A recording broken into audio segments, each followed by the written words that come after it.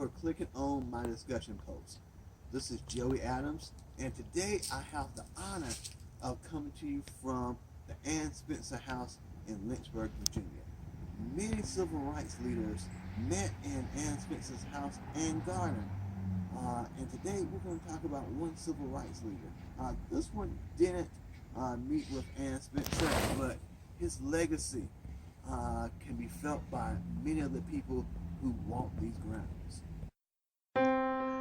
Before he could march, he needed a northern star to guide the way. I have a dream that one day this nation will rise up, live out the true meaning of its creed. Before they could debate, someone had to set the stage. Could push to tell people just who we were. Someone had to warm the crowd.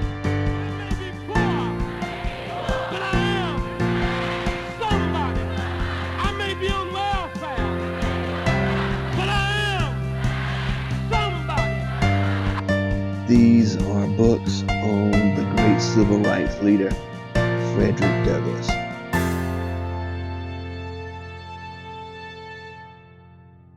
That's right, we're going to be talking about Frederick Douglass today.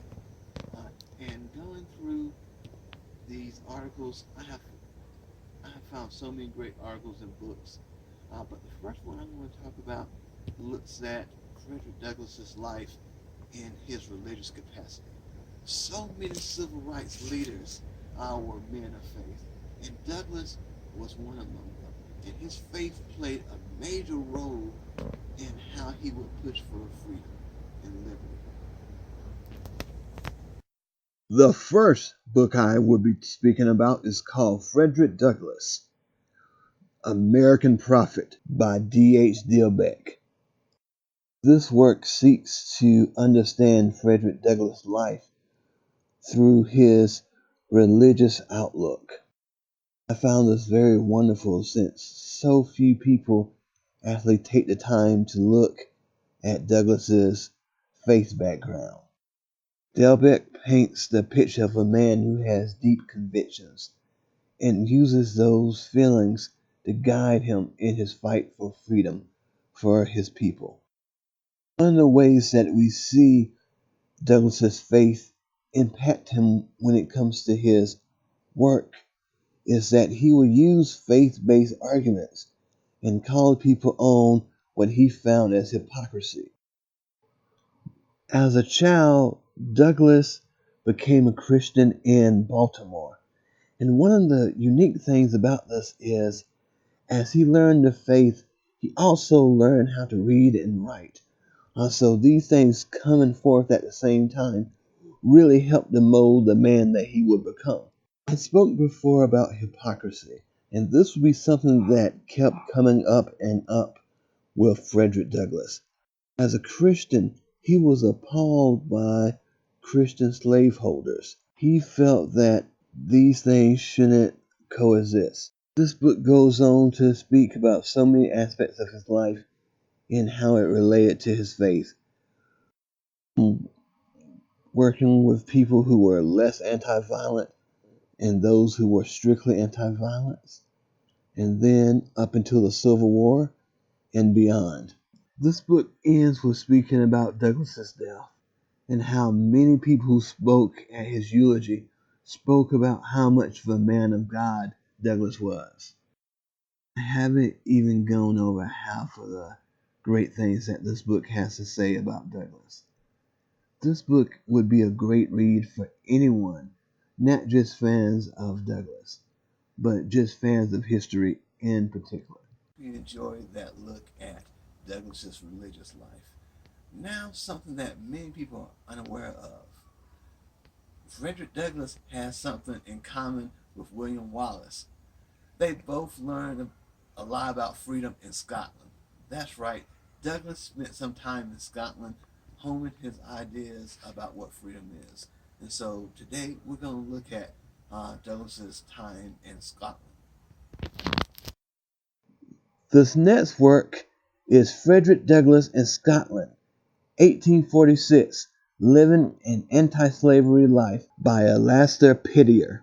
The author of this book believes that in Scotland, Frederick Douglass really came into his own. And in place of just being someone to speak what white abolitionists felt, he was his own man after leaving Scotland. The first part of the book looks at Douglass's voyage and how even leaving the country, Douglass would encounter many racists just while he's leaving the country. And people even blocked him or tried to block him from giving a speech at the request of the captain. This chapter also speaks about how Douglass enjoyed his relative freedom just to go around in open spaces. While in Scotland, Douglass spent a lot of time trying to convince the Free Church of Scotland to return money it has raised with support of pro-slavery churches in America. Working hand in hand with the Glasgow Emancipation Society, grew as a speaker. However, this wasn't without controversy. Noticing that Douglass was relatively poor, a lot of people thought that Douglass could be bought off. Douglass told them in no uncertain terms he was not for sale. This book explains that Douglass was really fond of Walter Scott and Robert Burns, even leading to him picking up the surname Douglass. This book then compares Douglass's viewpoint of becoming the quote Black Douglass compared to being the quote Black O'Connell, looking at the leader known as Daniel O'Connell, and just what made him make those choices. Like with the last book, I cannot go too much more into detail since it was very good and has so much information. However, before we go back to the tour, I would like to talk about one more book called Slavery on Trial, Law, Abolitionists, and Print Culture by Jenny Marie DeLombard. This was a very interesting take because it looked at many different abolitionists and how they went about things. From peaceful people like William Lloyd Garrison, friend of Frederick Douglass and writer of The Liberator, to people like John Brown and Nat Turner, who had very different ways, very violent ways of trying to end slavery. And this work showcased a number of ideas and thinkers who were in between. I think collections like these are very necessary to know that there just wasn't one type of push to end slavery, but there were a ton, from people who picked up a gun to people who picked up a pen. And it's key to understand why each of these people chose the weapon that they did. I hope you enjoyed the look at Frederick Douglass. This man led an interesting life, and I also hope you enjoyed the look at Ann Smitzer's house.